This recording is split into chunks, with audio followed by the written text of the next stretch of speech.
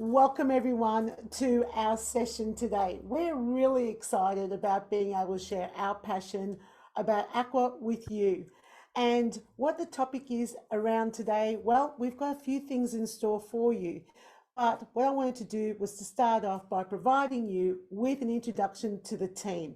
We are the Aqua Alliance. Dominic Gilly, Jennifer Shembri-Portelli, otherwise known as JSP, and myself, Marietta Mahani. Last year, Jenny approached both Dom and myself to be part of something big, something that we'd never done before, and that was to run live events for aqua instructors. And we're really excited because we're running one in October this year, and we'll give you more information about that soon. But really, the whole purpose of what we're doing is to provide ongoing, continuing education to enhance both aqua instructors who are currently teaching in the industry and those who would be interested in teaching in the industry. And we're here to support that whole process. And the other thing too that we don't want to miss out on is the important piece around management, because we understand that you guys are facing some challenges, and we hope that today we can provide you with some solutions in regards to making sure that your aqua program is successful and you have the staff to be able to teach those classes. So let's get on with this presentation. We've got a lot to share with you, and Jenny is going to be the person to start with. Hello, everybody. And how nice to see all these people. Perth, yeah, everywhere. So some great names there. So thank you for joining us today. And as Marietta said, yes, during COVID, gave us a break, but it also gave us an opportunity to make sure where the aqua industry is going. And in about 2019, just before the big lockdown, especially in New South Wales and Victoria, the aqua industry found itself in a little bit of confusion, and in confusion in training, in guidelines, in compliance. And most of that also was revolved around the fact that aqua is in two industries. We're in the fitness industry because of the activity and the fitness, and we are also in the aquatic industry because of the environment. So what that means is there's lots of different organisational bodies, requirements, regulations that we need to follow. So we don't think we've got it exactly right, but it's in the flow. It's in the upward flow at least. And that's what this is all about today as well. And thank you to Dom and Marietta. I'm going to look down at you too. So for what you did during COVID, two very, very agile businesses that went, hang on here, what can we do? They both had face-to-face conferences at the time, but then all of a sudden I saw, wham, they got online, they were mentoring, they were providing lots of resources, so, and kept us connected, even if it was just a dance party, Dom. Yeah, wriggling your tush there. So thank you, you two, for accepting to go, let's do something a little bit different. So the first thing that happened when we found ourselves in this mix-up with the courses changing, skill sets being introduced, guidelines being a little bit older, was we approached AUSactive and said, let's see if we can manage some of this. And the first thing that they were able to do was send out a survey so that we could gather some data to find out what was going on. And yes, it was sent out during a time when everyone was in lockdown. So some people were working, some were leaving, but I think we did quite well. We received about 200 aqua instructors and about 50 businesses. So pretty happy about that. So I'm going to explain some of the results for you. Now, this is only a minute bit. So yes, we'll go to the results page if that's all right. So this one's the instructor profile, and that's all you aqua instructors out there. I think we've got about 1 million people by now, but no, not really. We'll work through that. But 215 people responded to this survey. And what we found was that I'm going to change and get the results for you, sorry. 82% of instructors were working in a supervised pool setting. So supervised, non-supervised. I'll explain a little bit more about that when I get to the guideline section at the end. But a supervised pool is where they would have trained lifeguards. So if you're in a private pool, in a health club or a sporting club, and you're it, that's an unsupervised pool setting, unless you yourself are a trained lifeguard. We'll talk more about it as we go along.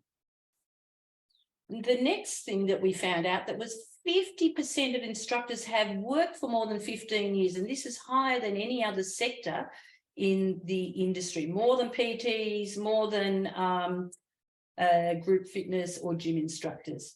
88% of the instructors deliver between 1 and 10 classes per week. Of course, some more, some less. This was great. 93% were multi-skilled and had a crossover at the venue, which meant when there was a shortage or needed a fill-in, there was often another person there who could stand in that role. So yeah, always consider that. 31% worked for one employer and 15% worked for the same employer, but over at another venue, which was probably, again, great for fill-ins. This is the business profile. 50 businesses decided to answer it.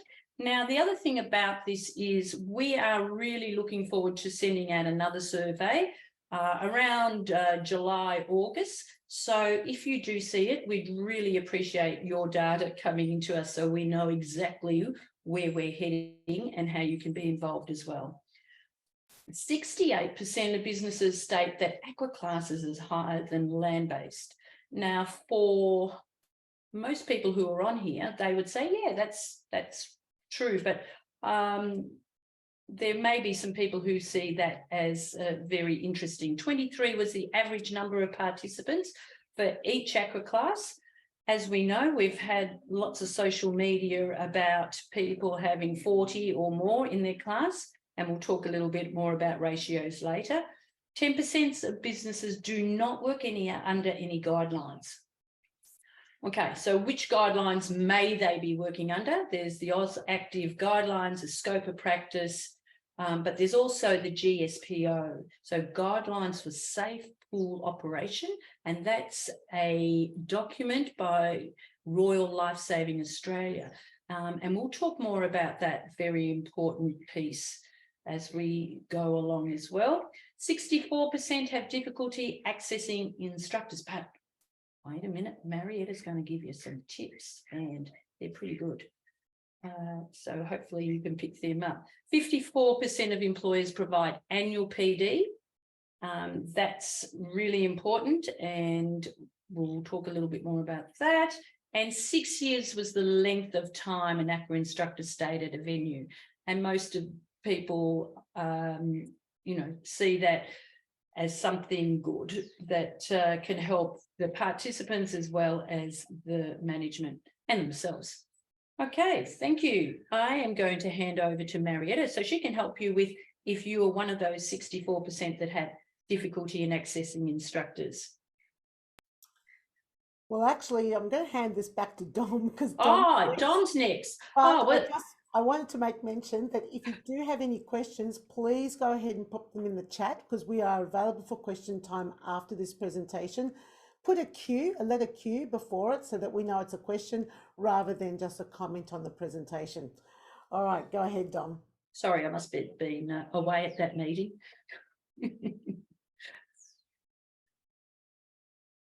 You're on mute, Dom. Thank you, everyone. Thank you for joining us. It's a super exciting time for people to be in the aqua exercise instructor industry. We are starting to see a lot of change, which is a really good thing. And I'm really honored to be part of Aqua Alliance. I'm super grateful to Jenny and Marietta to working with me. Jenny Chambry-Portelli is a pioneer in this industry. And a lot of what we talk about today, she will have, she'll be involved with, or she'll have something to do with everything that we do today. Marietta Mahani is one of the hardest working people in this industry and an amazing educator. So it's been a real pleasure so far working with the two of them, and I look forward to working with both of them and all of you, hopefully, to put together the conference in October here in Sydney that we'll be talking about a little bit later. So let's go to my first slide. I'm going to be talking just for a short while about the new Aqua Exercise instructor skill set. So for those of you that aren't aware, some of you may not be teaching Aqua Exercise yet, but might be hoping to. In November 2021, a new skill set was introduced as completely dedicated to the skills and knowledge required to become an Aqua Exercise instructor here in Australia. So that culminated in probably 2 years of industry and public consultation. It was a real drawn out process affected by COVID. And what happened in around 2018, a few of us put our heads together because we were fielding a lot of questions from group fitness managers and instructors about the shortage back in 2018. Sounds familiar, right? So there were already back then, there was a shortage of instructors in the industry, and we were trying to work out why this was happening. And the main thing, when we delved a little bit deeper, the major obstacles we were hearing from people in the industry is that it was costing a lot to get qualified as an Aqua instructor, and it was taking a lot of time. And the major reason for that is back then, Fitness Australia was maybe a little bit a part of the problem, and now AUSactive are a huge part of the solution. They've worked really hard with us. Because back then, employers that were registered with Fitness Australia were asking their Aqua instructors to be Cert 3 in fitness qualified, and then do their Aqua units to be registered with Fitness Australia so they could work at their centre. Now, we found that was a major obstacle because some people were only teaching one class a week. So to be working one class a week and getting paid for that class, and then having to be asked to maybe fork out $3,000, $4,000 to do your Cert 3 in fitness and then your Aqua units was maybe a little bit too much to ask, and maybe you were learning irrelevant information if it was only Aqua Exercise that you were teaching. So we put our heads together and we did make contact with Fitness Australia at the time to get help in addressing this issue. And what we came up with after years of consultation is the new Aqua skill set. And the beauty of that is we're learning, instructors are learning relevant information that's going to make them a fantastic instructor. As part of that process, again, AUSactive have jumped on board. They've been super supportive, and they've reintroduced the Aqua Exercise instructor registration category, which I'm assuming most of you are now registered with. So if you're registered with AUSactive and you're an Aqua instructor, please be sure that your qualification and your name has been added to the Aqua Exercise category, because that way we can monitor, AUSactive can monitor numbers, and they can put surveys out, they can run webinars like this. They've already put together the AUSactive Aqua Guidelines, which are supporting the industry, and they're showing a lot of leadership in our industry, which is fantastic for us because it only raises the bar, raises the standard, and improves health outcomes for our clients. Here we have, so let me go back. Here we go. This is an extract from the Aqua Guidelines, and Jenny will be talking a lot more about this a little bit later, but it clearly states that the Aqua Exercise Instructor Foundation training is incorporated within the Australian government's vocational education training system. It's a competency-based system, provides minimum requirements on a wide range of workplace trainings that are delivered by registered training organisations. Aqua Exercise instructors are required to hold nationally recognised skill set competencies or qualifications from the Sports, Fitness and Recreation Training Package. Now, I don't read that because you don't know that. It's good to know this information, but what I think is super helpful with these guidelines is that it empowers us as instructors and industry members to be able to chat and share this information with colleagues, with fitness center or aquatic center management, so that it gives us all a framework to work within and educates, because education is empowering and it helps us to work better together with management if they have all the information at hand. So we already stated there's consistency now for all registered training organizations to know what to train new instructors. There's 6 units that I'll show you in a second that need to be covered in that training. The good news for those of you here today that were trained prior to November 2021, there is no need for retraining. So I think that's the major issue that people are concerned about.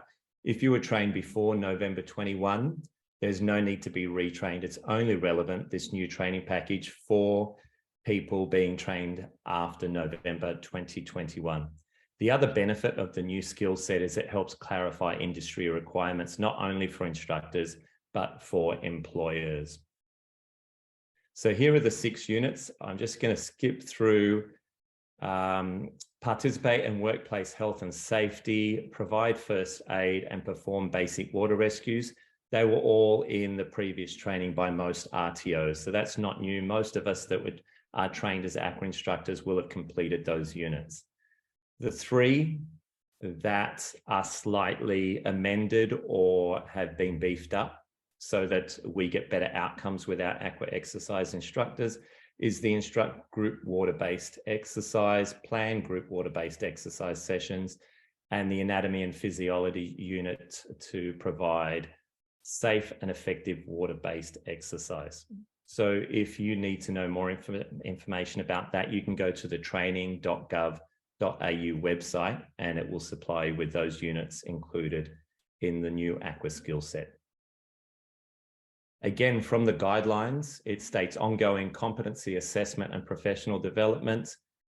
Aqua exercise instructors and employees all have specific responsibilities in ongoing competency, workplace training, professional development, and assessment to comply with policies, procedures, particularly in relationship to supervision, safety, emergency action, duty of care. So this is where the guidelines help us. It helps employees know what their responsibilities are. It helps instructors know what their responsibilities are.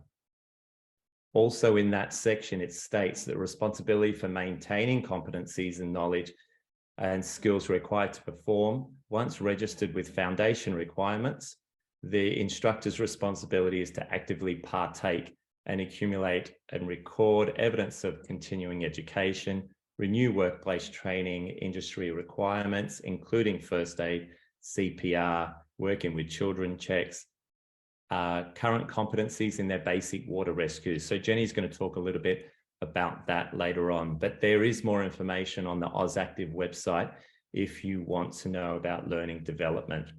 And this takes me to the fact that what Aqua Alliance, Jenny, myself, and Marietta are trying to achieve here is we're running our first conference in October on the 21st and 22nd, and that will provide you with 10 CECs. There's 13 sessions, 17 amazing presenters. So if you're looking for relevant CECs in the aqua industry, this is a perfect opportunity for you to attend this conference live. Probably the first time in many, many years that we'll have, you know, over 80 people in a room, all passionate about aqua fitness.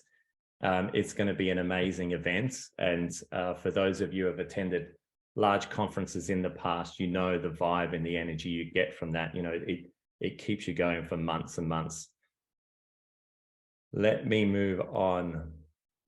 Oh, here are some of the sessions. The water from that conference, warm water exercise, aqua equipment, deep water aqua, older adults, high energy aqua, circuit, all those choreography, all these relevant specialities will be included in the Aqua Summit. So if you're interested in attending, please let us know.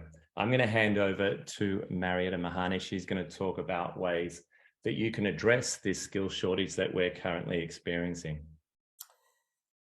This is a hot topic, isn't it? And having spoken to several coordinators and dealing with a lot of people approaching me through either email, Facebook Messenger, WhatsApp, text message, can you please help us with finding an instructor? We have to address this as an industry rather than waiting and hoping that there's some sort of storage unit in the sky where all the aqua instructors are and you've just got to learn how to tap into it. As an industry, we actually have to be a lot more proactive, and we were.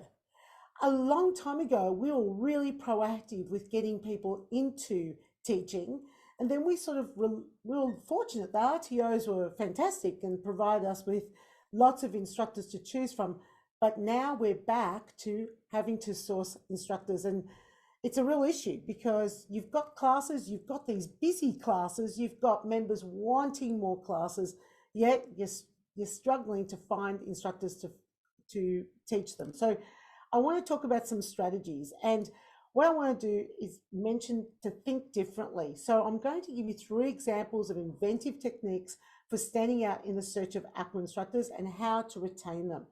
And the very first example I want to use is Belgravia Leisure. So what they've been able to do is harness the power of online presence. And I'm going to show you what they've done. So to start off with, they created an awesome video, which I realize is probably not here, but it's using YouTube and Facebook videos. So they've got a fantastic video that's on their Facebook. Oh, here we go. There it is. Fantastic. Let's hope it works. So I'm going to share it with you. Oh, no, it doesn't play. My apologies. We've just updated the PowerPoint, so just bear with me. If you go to Facebook, you type in Belgravia Leisure, you're going to get a fantastic video clip that actually has got real life instructors all teaching classes. And I think it's very, very clever. The other thing that they've done is added a call to action to a website landing page. Now, this is part of the Belgravia website, but this is very clever. What they've done with this landing page, I think is really smart. I've just been spending the whole year focusing on marketing and being part of a marketing group, which I'm going to talk a little bit about later, but they've really taught me about the importance of making sure that you attract the right customers.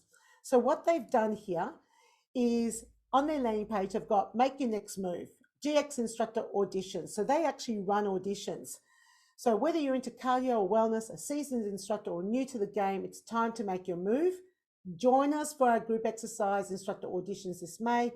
Now this is key, not qualified, no problem. If you have the energy and the passion, we'll help you through the qualification process. So what are you waiting for? Are you ready? Now, further down on this particular page, they've written why us. Now, you've got to address this because it's exactly what instructors are asking themselves. Why should I work for you? And now I have to tell you, it's an instructor's market. Instructors can choose where they want to work. So you need to provide them with a compelling reason that's more than, we've got a class and we'll pay you for teaching it. You need to explain why you. Now, Belgravia Leisure have actually outlined that on this particular website page. Super smart. You might not be able to provide necessarily all the things that you do here, all the things that they do here, but I'm going to give you some suggestions as to what I used to do to keep my instructors a little bit later. Now, also on the same page, they've got they're reaching out to potential instructors. So new to the industry or thinking of becoming an instructor, they've got a little bit more information further down that page. We'll help you thrive in your new role, from guiding you through your training to offering ongoing mentorship once you're certified and teaching your classes. This is exactly what someone who's new to the industry wants to hear. So many people go through training but don't end up teaching because there's no leadership in this area. There's no accountability. There's nobody saying, we'll take you and we'll take care of you. And this also helps with building loyalty. So they've got a fantastic FAQ section that people can have a look at, download, and it answers all the sorts of questions that someone might be asking themselves if they're going to decide to become an instructor in this industry. So smart, check it out. We obviously are wrapped with what they've done there with Belgravia Leisure, but I want to give you another example. And this is the Christchurch City Council. And this is how they spot potential. So I want to talk a little bit more about what they do. So Rob Bone, who's the training fitness advisor for Christchurch City Council. Now this guy manages 6 different council facilities in regards to all their instructors. So you can imagine. And his job is basically to recruit and train instructors. Because they have 6 council facilities, they need a lot of staff. So they run 2 open days per year. It's either on a Saturday or a Sunday afternoon, between 2 to 3 hours. Usually it's promoted for a month before the open recruitment day. So if you're wondering, how do I run an audition day or an open day to recruit instructors? This is how to do it. Super, it's great, this. So they also contact the YMCA and the University of Canterbury to join forces and collaborate. Now, come on, folks. You're not the only one that's looking for aqua instructors. And a lot of us have instructors that go to different facilities in our area. You know what? Pool your resources. I know sometimes we're thinking, oh, but we're competing with them, but you're not competing with instructors, because we don't ask people to just work for our own facilities. We can't really, because we can't provide them with full-time work. So instructors do move from one facility to another. It's not a bad idea to start pooling your resources with other organisations in your area, and that's exactly what the Christchurch City Council have done. So they put up flyers and posters all around their facilities that include like a group exercise photo, the date and the time, and the most important thing, the name and the email details for them to contact to confirm that they'll be attending. So that's what you want to capture. You want to capture people's names and email details. Very, very important piece of data. They use social media and predominantly just Facebook to promote. So this is how they actually run it. Now, it's really important that this part's important, that leaves potential instructors feeling valued and excited. So they get an email confirmation that gives them all the details of what to expect, what to wear, what to bring, those sorts of things. On the day, Rob goes out of his way to greet people warmly and connect with them individually, one-on-one. So this is not, you know, all coming into a pen and now we're going to work out who's the best looking horse here. He makes sure that everyone feels valued when they come along, because they might not be ready now, but they might be ready in a year's time. They do a sign-in form, which covers things like, what are you currently teaching? And, you know, what time slots you're available? What class formats would you be interested in teaching? So if you're going to upskill instructors, this might be a question that you'll put on the form. And they also begin with their introduction of why. Their why, why should you join us? So again, Belgravia Leisure Centre do this on their website, and Christchurch City Council does this at the start of their open days. And they also explain how instructors will be supported if they decide to become part of the Christchurch City Council, the YMCA, and the University of Canterbury. Remember, he's representing a whole bunch of different people. So I want to talk a little bit about the Melbourne City Baths and the power of loyalty. Now, okay, full disclosure, this was me. As a group fitness manager, I was working in a situation where I had the only pool in one area in the city, and we had lots of gyms popping up that were directly competing with us for instructors. And I wanted to stay freestyle. I wanted the program to stay freestyle, and I wanted really good quality instructors. I put that out when I first started taking the job on, and my manager made me accountable for this every single year. So it was, the goal was to have a waiting list of instructors wanting to join to work at the Melbourne City Baths. A pretty steep thing to put for myself, but here I went. So this is exactly how I did it. So, okay. Instructor recruitment and retention. So the first thing was, I was always approaching members who showed potential. Okay, so those members who were showing potential, I tap them on the shoulder and say, hey you, would you be interested in becoming an instructor? It's exactly how most instructors in this industry started, my friends. Then I actually personally mentored them. similar to what Christchurch City Council are doing and also what Belgravia are doing. So you can see there's some sort of, there's something that's similar. Assistance with payment for courses, because at the start of a career, you don't have a lot of cash and some of these courses are a little bit expensive. So we provided them with an option to be able to help for paying for their courses, but also they signed a contract that meant that they need to stay with us for a specific period of time. I provided workshops once a month on a Sunday morning at 8 o'clock. It was open to everyone that was interested. Sometimes I used one of my team to actually do the workshop. It was free of charge and it would be on a topic that was important to the instructors at that time. It could be just something for the Pilates instructors or something for the yoga instructors. Sometimes it was for all of the instructors together about communication, but it was absolutely free. I ran them once a month. Regular meetings and social catch-ups, they were only for instructors. You ever wonder why instructors don't show up at the Christmas party at the gym? It's because they might only teach 1 or 2 classes there. They don't actually feel like they're part of your team, no matter how many invitations you go out. So just run something just for them. And then I did one-on-one assessments that reviewed their happiness score. Their happiness score. How happy are you working here? I wanted to know because if there was something I could do to improve, I wanted to do it. So these are the top tips for recruiting, supporting, retaining Aqua instructors across the 3 examples I've given you. Tap someone on the shoulder, approach them personally.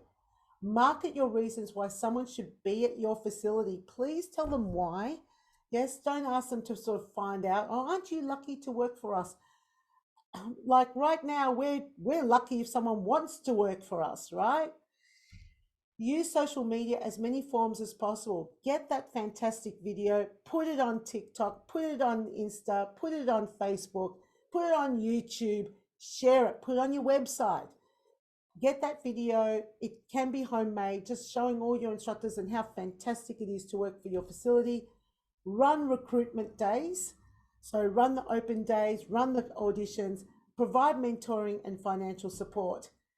And then the final thing that I want to share with you is the industry forum. So before the Aqua Summit on the Friday, we're running a forum just for the industry. We've got amazing speakers, as you can see down the bottom.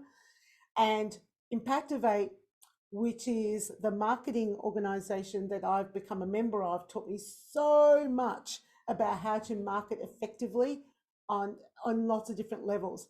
So it's on the 20th, it's on a Friday, and you can go ahead to the aqualines.com.au website right now and sign up because our early bird special ends at the end of April.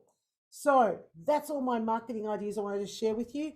I'm going to hand over now to the amazing Dom, who's going to talk about how you can be really creative with your Aqua programming. And this is something I've been hugely passionate about for so long now. Whenever I have the opportunity to talk to group fitness managers, club owners, even Aqua instructors, I'm always asking about the program because I think Aqua programming is vital to the success of Aqua classes at a particular center. So building good relationships with your group fitness manager or center manager as an instructor is important because you want to be able to leverage some influence over what happens at that center. This is the perfect example of a program that I'll see at centers. So obviously has a huge program of group exercise. You can see I've underlined in red, there's an Aqua class every day. Fantastic. But there are also several land-based classes and they're not just called one name. So there's body pump, there's aerobics, functional training, young at heart, HIIT, booty builder, yoga, on the ball, step burn, Zumba, RPM, so many names. What that means to me is there are several forms of fitness taught in that one group fitness studio. And then we have Aqua classes, and the classes are called Aqua, Aqua, Aqua, Aqua, Aqua.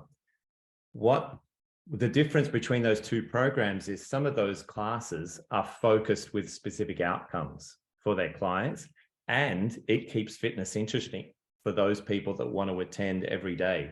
So some days they might want to focus on their cardio fitness. Some days they might want to focus on their booty in Booty Builder.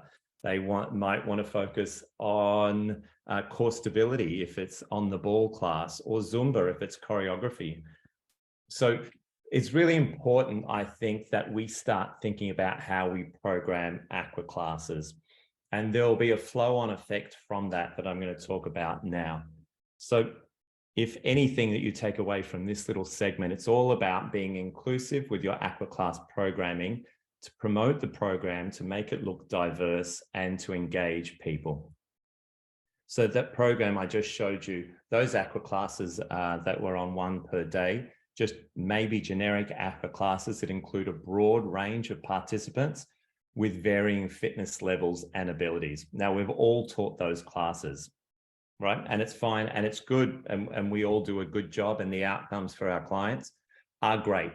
But let me give you an example of a class I used to teach. It was a 6:30 class in the evening at a center, really big turnout. We would sometimes get in summer 35, 40 people.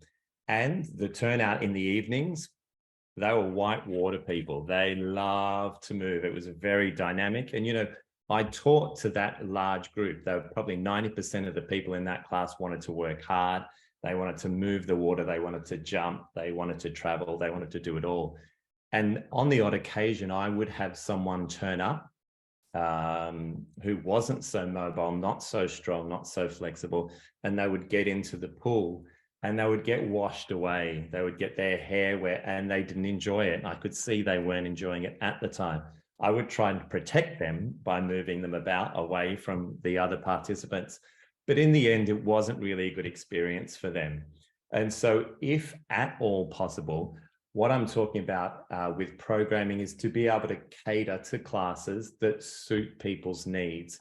If we can narrow in the focus, and if we can have specific class formats that target specific clientele or target fitness outcomes. So say, for example, that program before, maybe one class could be Aqua Deep, the other one could be Aqua Cardio Blast, another one could be Aqua Gold or Aqua Strong, or Warm Water Aqua, or Aqua Zumba, or Aqua Hit, Aqua Yoga. You can see all those different formats will lead you to a different outcome for your clients. The ultimate goal and what would be ideal is if you had 2 or 3 classes on your program every morning, then you could have 1 Aqua Cardio, 1 Aqua Strength, 1 Aqua Stability, 1 Aqua Yoga, all on the same program.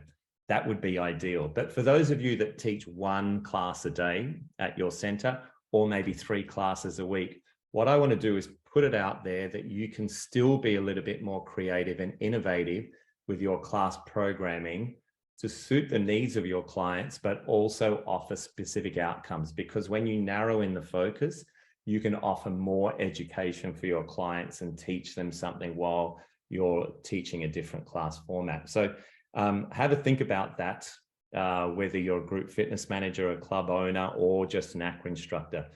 Assert a level of influence and think a little bit deeper about programming to make things better for all. Equipment-focused classes are also a way of thinking about diversifying your program. So having different equipment on hand. Most centers will have noodles and dumbbells. Maybe you can invest in resistance bands, not so expensive frisbees, kickboards, a whole heap of things. Or there are other equipment items that come with their own programs. So Aqua Gym Stick, Marietta trains and sells the Aqua Gym Sticks, and they're amazing pieces of equipment.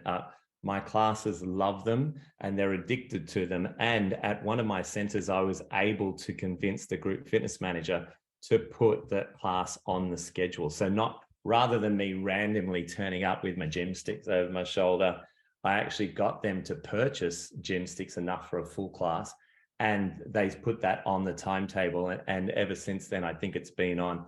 And it's a wonderful outcome for my classes, mostly seniors in that class, because I underestimated their ability to do an Aqua Gym Stick class.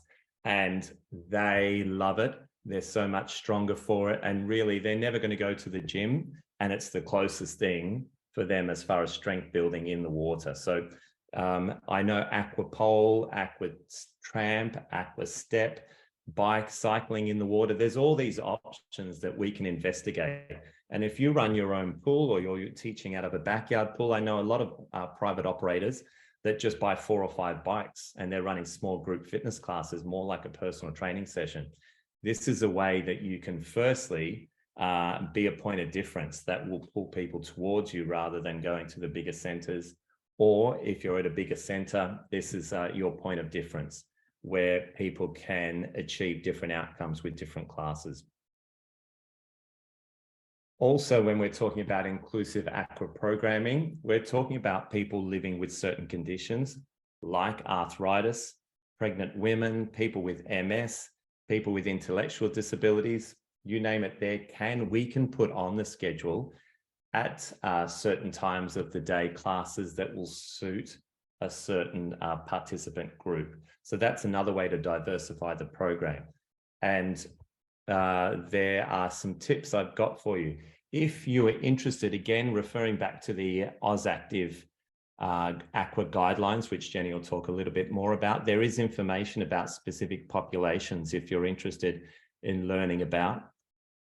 And tips that I've got for you for aqua class programming, you can utilize. I know most people will want to come to an aqua class in the morning or after work in the evening. But if we want to put on specific population classes, maybe we can be clever about when we put those classes on and utilize the pool space and run classes in quiet times. Some of our clients are free in the middle of the day. So maybe running an 11:30, 12 or 12:30 class when there's no swim school is a great time to run a class. We can vary our class descriptions and offer instructors and participants a guide and a way that they can self-select the most appropriate class for their abilities and fitness goals. And I'm going to show you an example of that in a minute. And also, if you're a group fitness manager or an instructor, work really hard to build a network with your colleagues, with management at your center, because we want to lean on those networks at times when we're looking for innovative ideas to improve our aqua program. And remember, these programs can be fluid. It doesn't need to be the same all the time. They can be adjusted seasonally to cater more classes in the hotter months and maybe less in the winter months. Attending industry events that Marietta just mentioned, so the industry forum, that we're running in October, is a great way to network with people in similar roles and learning really innovative ways to program for your clients. Here is an example of, we'll talk about upskilling in a minute. Here's an example of Castle Hill Fitness and Aquatic Center. On their website, they have aqua fitness as a category for fitness, and then they have descriptions for all the different aqua classes that they run. So different to the first timetable I showed you, they have aqua fit classes, aqua power classes, aqua relax, aqua max 35, aqua mix, and there are a couple more that I couldn't fit on this screen. So what a wonderful way to be able to direct your clients to say, okay, which class might suit my needs best? Then we don't have that issue in the water where we're having to talk to people about, actually, I don't think this is the best class for you. By steering them to the website or maybe descriptions on the back of the timetable that they can take home and read could be super helpful. Here's the timetable on the website. Look at that. On the Thursday, Aqua Power, followed by Aqua Tabata at 8:15, followed by Aqua Fit at 9:15, followed by Aqua Fit at 10:15. How wonderful to have that schedule. I know that's not possible for everyone, but it is inspiring and it's something to aim towards. I teach a class at a center on a Friday. They've maxed the numbers they've maxed the pool space and the numbers at 20. And now we regularly have people being turned away. I'm being proactive and speaking to management about the possibility of putting on a second class after that class so that we can cater to everyone. We're not turning people away. We can have one class at 9:15 that caters to a more dynamic crowd and one class at 10:15 that caters to a class that maybe focuses on more mobility, flexibility, and stability. so that we've got two groups of people that we can cater and really fine tune what we're prescribing for their class, for their workouts, so that they get better workouts as individuals and function better on land as a result. Also on the timetable, I'll just quickly show you, they have a drop-down box that you can choose the form of fitness that you're after. So it makes it really easy to follow. You can also, from another drop box, pick which type of aqua class you like. You can even pick this instructor that you're after, and it will show up just the classes taught by. So if you have any level of influence over what happens with the programming and how that appears on the website, this is a perfect example. Castle Hill Aquatic and Fitness Centre. Congratulations to you. This is a really good way to meet the needs of your clients. I'm going to hand over now to Jenny. Jenny's going to go through the guidelines that I keep referencing. Sorry, Jenny. And I'm conscious of time, so I am going to go through as much as I can, but I'm also conscious about some of the questions in there, and I want to make sure I answer some of those. And yes, Rhiannon, you are right. There is a unit of competency that has been superseded, and we can have a little chat after this if you like. So yes, that, and somebody else mentioned, can you get screenshots of this? You can go back to the recording. So Isabella will maybe inform or put something. Can you put something up, Isabella, about that? And there was one other question that you might be able to answer, Bella, is something, it was in the question box about CECs. So I'll leave those ones up to you as I go through the Aqua Guidelines. I wonder how many of you, and you can put yes, no, whatever in the chat, know about the AUSactive Guidelines and what's in them. And because it is a great document. And who's it for? It is for everybody. If you read through it, AUSactive have actually said that they're committed to it, and they will tell the industry when things have changed. So it's good. We all have to contribute to this if we want to make it happen. They're based on, as I said, the fitness guidelines, the scope of practice, the business practice document that AUSactive have on their website, and the GSPOs. So we need to know that, that it's for everybody. First standard, there's 3 standards, is the qualification, education and competency. Dom spoke about that really well. Risk management, that's the risk management for everybody, but who's going to drive that? Predominantly the managers, operators, coordinators, but we're all in that. We all have a duty of care. The plan, program and deliver, those items that Don was talking about, what Marietta was talking about, it's great. It summarizes all of that. All right, I'm going to read something here so I don't miss out on this. So this is about the qualification, the competency and the education. So this is number 1 standard. As Dom mentioned, it is up to employers to make sure that staff are trained in the workplace for safety for themselves and for the customer. And that's really important. It is also up to us to make sure that we keep up to date, and hence why we do PD. And this today is a really good PD for you. I think here, I'll read here, Dom put a section in there, but some of the things that we have to make sure that we do every year, our CPR, every 3 years, working with children, if you're in a public facility and you do have access to teaching children. But now we also have an emergency action for water safety. So I think a lot of you are thinking about that. So one of the things we're working towards is, if you work in 5 different places and 5 different employers say, hey, you've got to do our emergency plan. So what we think will be a good idea, and we're working closely with the organisations in AUSactive and with Royal Life Saving Australia to discuss this and see if we can manage it. And hopefully by the time we get to the summit, we'll have a clearer understanding. But it would be good if there was a water test that was suitable to your environment. And in the documents, it does have to replicate where you're teaching. So if in this facility you teach shallow and in this one you teach deep, you will have to do both, because rescuing somebody from a deep or a shallow has different skill sets. Now, again, this will also depend on whether you work in a supervised venue or an unsupervised venue. If you work in a supervised venue, you are the first responder for sure. You are the first responder. You've got 40 people in your class, or you've got 5 people in your class. Very different respond techniques that you need to have.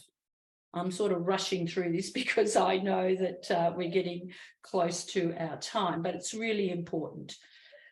Can't say for sure how it works. It's really up to where you work and your employer and your operator, how this works. But I did one at my venue, which is a private venue.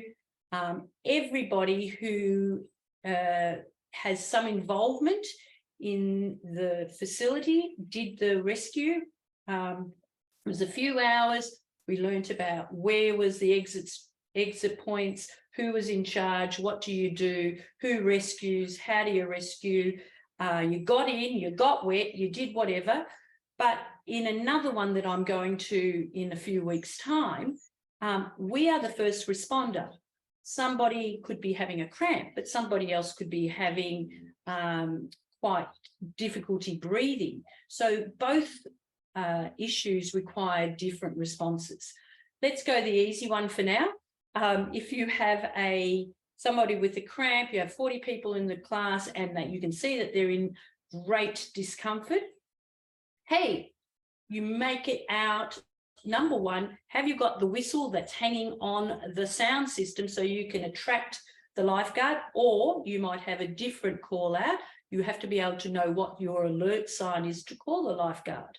So I won't go through what it could be. You'll find out when you're at your workplace. You calmly and confidently and capably bring the whole class to the wall as if you're going to do a wall class.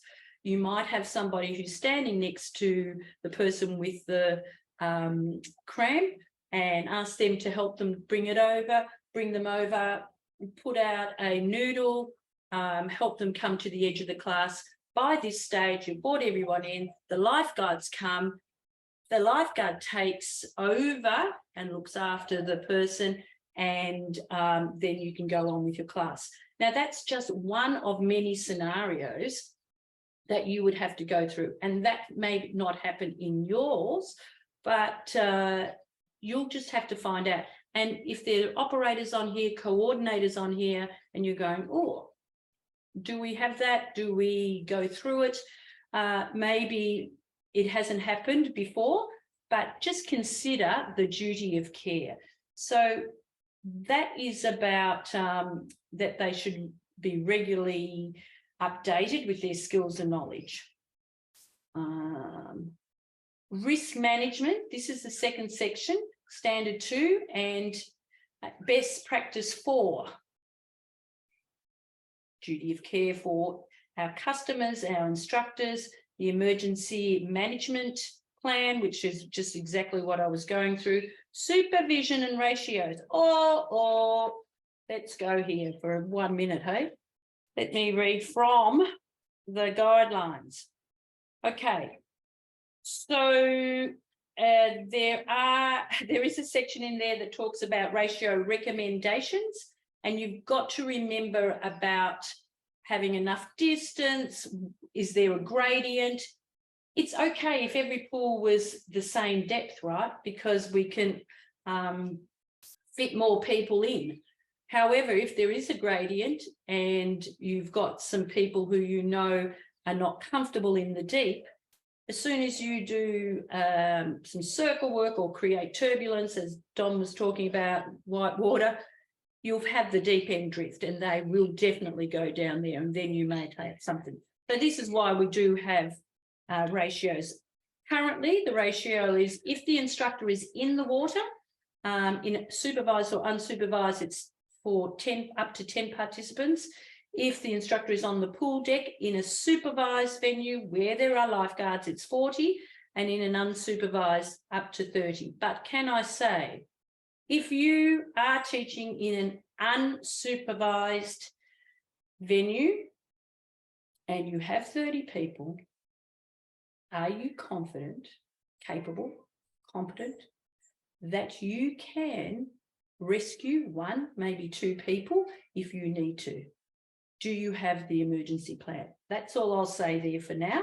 But yeah, this is something else that we can have more discussion about. And oh, that's pushing the boundaries, says Paul. Okay, well, let's see what we come up with.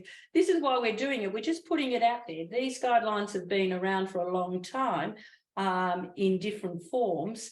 So, you know, we can only evolve if we know, and we only know what we only know. Number 4 is safe work practices. So that's anything from any work health and safety regulation, your discrimination regulations, privacy. Oh yeah, let's not talk on the microphone about somebody's happy weekend. Music copyright legislation. Do you know that are you allowed to use copyright free music, or do you have to use a specific type? Workplace operation policies and procedures. Do you know them? Most venues have them. Sometimes Aqua instructors are not privy to them, only because nobody's thought that they need to know about them. But that can change, right? It certainly can. And participant screening. Oh, I feel like that could be a whole nother slide, right? So all I'm going to say is it's unlikely that participants will fill out a form, but please do look at the AUSactive screening sheet. It does have some good information on there. It gives you an opportunity. Where I work, I'm very fortunate. The receptionists always ask, you know, have you done the class, if they know that they're not regular, and to come to me. Then it's not their fault if they don't send them. I know if I've never seen them before. So guess what? I can ask them, hi, have you ever done an aqua class before? I don't need to know their medical history, but I do need to tell them, work at your own pace. If this is your first time, I might be very different to what you've experienced before. Go easy, I'll monitor you, I'll give you options. Be personable with them. Maybe introduce them to somebody else, one of your friendly people, not so they can talk, but just so that they can be there and be very welcoming. All this information, as I said, is in the guidelines. Standard 3, and it's broken down into 3 parts. So this is for the instructor, so your professional practice, right? Hydration footwear, oh, please wear good footwear, know what the surface is like, know where the water pools. Do you have a mat, a mic, maybe an aqua frame or a chair that you can access if need be? High impact moves. We've all been there, done that, where we've done the whole class and then end up a little bit sore. Please maintain your PD, and hopefully we can give you more of these power hour PDs. First responder, you are that person. Make sure you're confident, competent, and capable, because duty of care to yourself and others. Take down that calming thing and make sure that you know what you're doing. Comms, your communication. Aqua exercise instructor to the participant. How do you communicate with them? How do you communicate to C&M, is your coordinator and your manager? Oh, don't go whinging on Facebook. Oh, maybe try communicating with them face to face. Organise a meeting, not as you're flying in or out.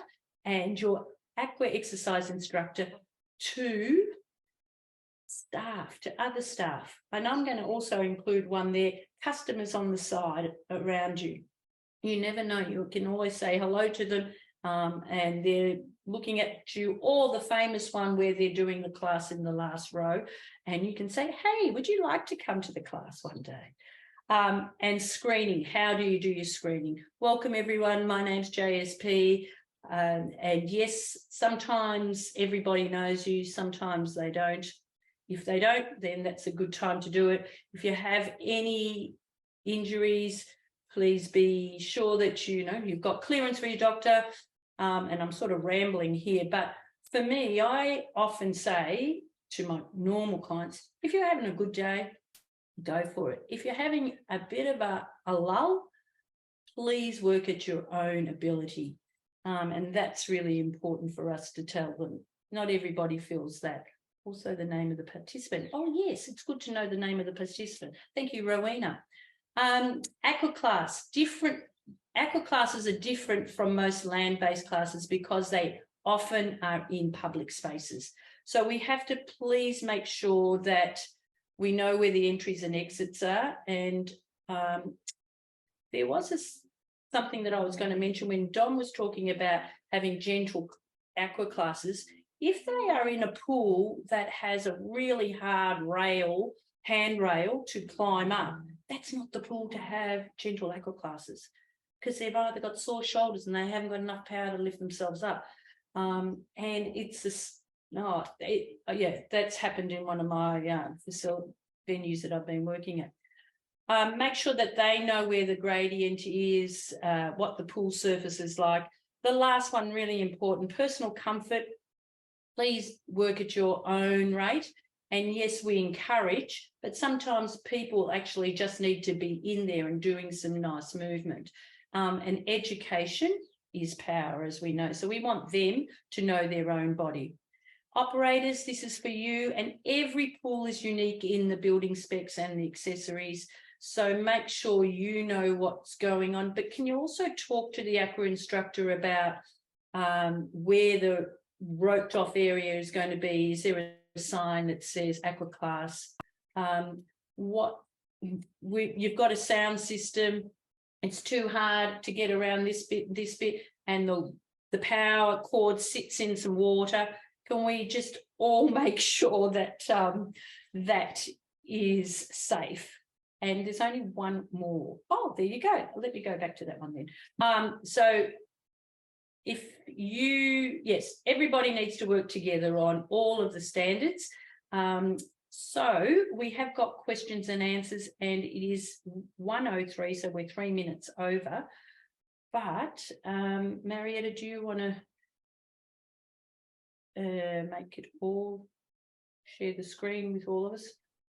Marietta, even while you're doing that, I thought I'd just mention, everyone, if you're hoping, and we hope you will, follow us on social media. We have an Instagram page. It's aquaalliance.com.au. Please follow us. There's going to be a lot of great information, not only about the upcoming Industry Forum and Aqua Summit in October in Sydney, but more about the industry in general, guidelines, things to help. What we're looking to do as an organisation is raise the standard of aqua instructor in Australia, support aqua instructors here in Australia, and our long-term goal is for better health outcomes for our participants. So anything that we can do to help you, please contact us via the website aquaalliance.com.au. We're also on Facebook, Aqua Alliance. So get on there and follow us and support us, support you. I'm just looking. Shall we start with some of the questions? There isn't really any questions. I've just had a quick look in there. It's just some things about AUSactive and points and things like that. So I think we want to say a huge thank you to everyone for joining us today. Reach out to us. We do have a contact us page on aquaalliance.com.au if you have any questions, and we hope that you will sign up for our summit or our industry forum, or even both. Thank you, everyone. Yeah, thank you. Don't forget the early bird rate ends this Sunday. So if you know you're coming and you want to save money, jump on before Sunday or on Sunday to register now, and we will sell out. So yeah, if you're interested in coming, let's just do it. get there, get your space. We'll see you in October. Thank you. And we'll put some of this information on our, like Dom said, on our social pages. Sure, yeah. Thank you. Bye-bye.